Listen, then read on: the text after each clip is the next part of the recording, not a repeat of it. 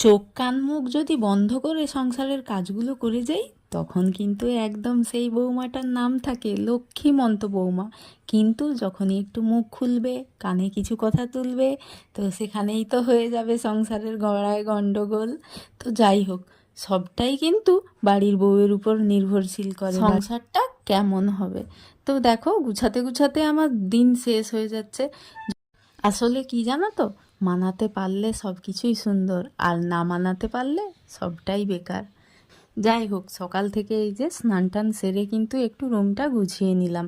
আলনাটার মধ্যে অনেক কিছু জমা ছিল, সেগুলো গুছিয়ে গাছিয়ে এখন আলমারিতে তুলে রাখছি। আর আলমারিটা আমার একেবারে ভর্তি হয়ে গেছে, দেখতেই পাচ্ছ। সোজা চলে আসলাম পুজো দিতে, নিচে এসে মন্দিরে পুজো দিচ্ছি এখন। তো এখন এই যে শিব ঠাকুরকে পুজোটা দিচ্ছি, তারপর সোজা চলে গেলাম রান্নাঘরে। তো চলো, টাটা সবাইকে, আবার দেখা হবে নেক্সট ভ্লগে।